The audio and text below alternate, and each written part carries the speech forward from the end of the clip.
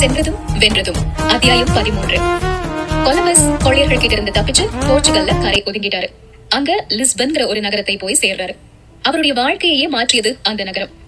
ஐரோப்பாவின் ஒவ்வொரு நகரிலிருந்தும் கப்பல்கள் அங்க வந்து சேர்ந்தன.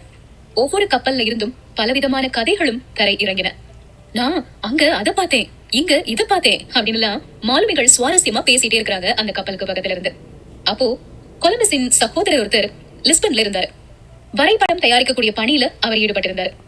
அவரை பார்த்து கொலம்பஸும் வரைபடத்தின் மீது ஆர்வம் செலுத்த ஆரம்பிக்கிறாரு.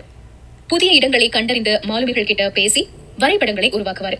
எல்லாத்தையுமே பெர்ஃபெக்டா செய்யணும்னு நினைச்சு செஞ்சுட்டே இருந்தாரா கொலம்பஸ். அப்ப என்னாச்சு, கூடிய சீக்கிரத்துல நம்பகமான வரைபடம் வேண்டுமா, கொலம்பஸ் கிட்ட கேளுங்கன்னு மக்கள் சொல்லக்கூடிய அளவுக்கு கொலம்பஸின் வரைபடங்கள் புகழ் பெற்றன. ஸ்பானிஷ், போர்ச்சுகீஸ் உட்பட மொழிகளையும் கற்க தொடங்கினாரு கொலம்பஸ். வாய்ப்பு கிடைக்கும் போதெல்லாம் புது புது இடங்களுக்கு கப்பல்ல போய் ஆபத்தான சூறாவளி, பனி படர்ந்த பிரதேசங்களை எப்படி கையாளுறதுங்கிறத தெரிஞ்சுக்கிட்டாரு. ஐஸ்லாந்து, ஆர்டிக் பிரதேசங்களை கூட அவர் விட்டு வைக்கல. 1300 தொடங்கி 1500 வரையிலான மத்திய காலத்தை மறுமலர்ச்சி காலகட்டம்னு சொல்லுவாங்க. கலை, இலக்கியம், அறிவியல், புவியியல், மருத்துவம் என பல துறைகளில் குறிப்பிடத்தக்க கண்டுபிடிப்புகளை அந்த காலகட்டத்தில்தான் ஐரோப்பியர்கள் நிகழ்த்தினாங்க. கொலம்பஸ் வரைபடத்தை உருவாக்குபவர்ங்கிறதுனால புதிய இடங்களை கண்டறிவதில் அவருக்கு ஆர்வம் அதிகமா இருந்தது. குறிப்பா ஐரோப்பாலிருந்து மேற்கே ஆசியா செல்வதற்கான நேரடி கடல் வழி பாதையை கண்டுபிடிக்க விரும்பினாரு. அப்போலாம் ஐரோப்பாலிருந்து ஆசியா போறதுக்கு தெற்கு நோக்கிதான் பயணம் செய்யணும். மிக பெரிய ஆப்பிரிக்கா தேசத்தை சுத்திட்டு ஆசியாவுக்கு வரணும். கொலம்பஸ் அந்த வழியா போகாம மேற்கு நோக்கி போகணும்னு நினைக்கிறாரு. அட்லாண்டிக் கடல் வழியா மேற்கை அடைஞ்சிட்டா ஆசியாவை சுலபமா தொட்டிடலாம். கிழக்கிந்திய தீவுகளை சுலபமாக அடைய முடிந்தால் எக்கச்சக்கமான பயண நேரத்தையும் பயண செலவையும் மிச்சப்படுத்தலாம். இதுதான் கொலம்பஸோடைய ஐடியா. போர்ச்சுகல் மன்னரை அணுகி தன்னுடைய கனவு திட்டத்தை விவரிக்கிறாரு கொலம்பஸ். அனுமதி கிடைக்கல. இங்கிலாந்துக்கு போய் கேட்டு பாக்குறாரு. ஆனாலும் பலனில்லை. இறுதியா 1491 ஆண்டு ஸ்பானிஷ் மன்னர் ஒருத்தர் கொலம்பஸை ஆதரிக்கிறாரு.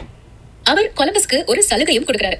கொலம்பஸ் புதிய இடத்தை கண்டுபிடிச்சிட்டாருன்னா அங்க கிடைக்கக்கூடிய செல்வத்துல 10% கொலம்பஸ்க்கு கிடைக்கும். அதோட அந்த இடத்தின் கவர்னராகவும் கொலம்பஸ் நியமிக்கப்படுவாருன்னு. 1492 ஆண்டு ஆகஸ்ட் 3ஆம் தேதி 3 கப்பல்கள்ல கொலம்பஸின் பயணம் தொடங்கியது.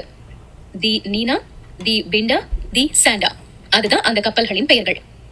கிழக்கிந்திய தீவுகளுக்கு சீக்கிரத்துல போயிருவேன், அங்கிருந்து பொன்னும் ரத்தினங்களும் கொண்டு வருவேன்னு சொல்லி பூரிப்பு அடைகிறாரு கொலம்பஸ். கிழக்கிந்திய தீவுகளை நோக்கி போக ஆரம்பிக்கிறாரு. எங்க இருக்குதுன்னு தெரியாது, எப்படி கண்டுபிடிக்கணும்னு தெரியாது, வழி எதுவுமே தெரியாது. முதல்ல கானரிங்கிற தீவுகள்ல கரை ஒதுங்குறாங்க. அங்கேயே சிக்கல் ஆரம்பிச்சிருச்சு. மேற்கொண்டு முன்னேறி போறதுக்கு வானிலை ஒத்துழைக்கல. ஒரு கப்பல் பழுது வேற ஆகிருச்சு. அதனால செப்டம்பர் 6ஆம் தேதி வரைக்கும் அங்கேயே தங்கியிருக்கிறாங்க. அதுக்கப்புறம் அவங்க பயணம் மீண்டும் தொடங்குது. மேற்கே, இன்னும் மேற்கே போயிட்டே இருங்கன்னு உத்தரவிடுறாரு கொலம்பஸ். கப்பல் பணியாளர்களுக்கும் வீரர்களுக்கும் அழுத்தே போயிருச்சு. கப்பல்ல ஏறி உட்கார்ந்த நாள்ல இருந்து இதே உத்தரவுதான். மேற்கே போங்க, மேற்கே போங்கன்னு சொல்லிட்டே இருக்கிறாரே. மேற்கில் அப்படி என்னதான் இருக்கு? எதிர்பார்க்கக்கூடிய இடம்தான் எது? பெரிய வரைபட தயாரிப்பாளர்னு இவரை நம்பி வந்தது தப்பா போச்சோ? இப்படிலாம் நினைச்சு சலிப்படைறாங்க கூட இருக்கிறவங்க. பணியாளர்கள் சோர்ந்து போவதை பார்த்த கொலம்பஸ் அதுக்கு ஒரு வழியை கண்டுபிடிக்கிறாரு. ஒவ்வொரு கப்பல்லையுமே லாக் புக் இருக்கும். அதாவது எவ்வளவு தூரம் போயிருக்கிறோம், என்னென்ன செஞ்சிருக்கிறோம் அதை குறித்து வைக்கக்கூடிய ஒரு குறிப்பேடு அது. கொலம்பஸ் அந்த லாக் புக்கை 2 விதமா கையாண்டாரு. ஒன்று, பணியாளர்கள் பாக்குற இடத்துலதான் அந்த லாக் புக் இருக்கும். அதுல அன்னைக்கு அவங்க எவ்வளவு தூரம் போனாங்களோ அதை எழுதாம எண்ணிக்கையை குறைச்சு எழுதி வச்சிருப்பாரு. அதை பார்க்கக்கூடிய பணியாளர்கள் இவ்வளவு தூரம் தான் இன்னைக்கு போயிருக்கிறோமா, அப்போ போக வேண்டிய தூரம் நிறைய இருக்குன்னு புரிஞ்சுப்பாங்க. இதுதான் அவருடைய எதிர்பார்ப்பு. நிஜமான தூரத்தை குறிக்கக்கூடிய லாக் புக் அவர்கிட்ட ரகசியமா இருந்தது. ஆனா இந்த உத்திலாம் ஒண்ணு வெற்றி பெறல. அக்டோபர் மாதம் தொடங்கிய போது கப்பல் பணியாளர்கள் வெறுப்பின் உச்சத்துக்கு போயிட்டாங்க. கண்ணுக்கு எட்டிய தூரம் வரைக்கும் நிலம் தெரியவே இல்லை. அவங்க கொலம்பஸை வெளிப்படையா எதிர்க்க ஆரம்பிச்சாங்க. அவங்கள அமைதிப்படுத்த முயன்ற கொலம்பஸ், சரி, இன்னும் 2 தினங்கள்ல நிலம் தட்டுப்படலனா நம்ம பயணத்தை ரத்து செஞ்சிடலாம் அப்படின்னு சொல்லிட்டாரு. ஆனா மறுநாளே நிலம் அகப்பட்டு விட்டது. அக்டோபர் 12ஆம் தேதி கொலம்பஸ் புதிய இடத்தில் கால்களை பதித்தார். திட்டமிட்டபடியே நாம கிழக்கிந்திய தீவுகளை வந்து சேர்ந்துட்டோன்னு சத்தமா உற்சாகமா முழக்கமிட்டாரு.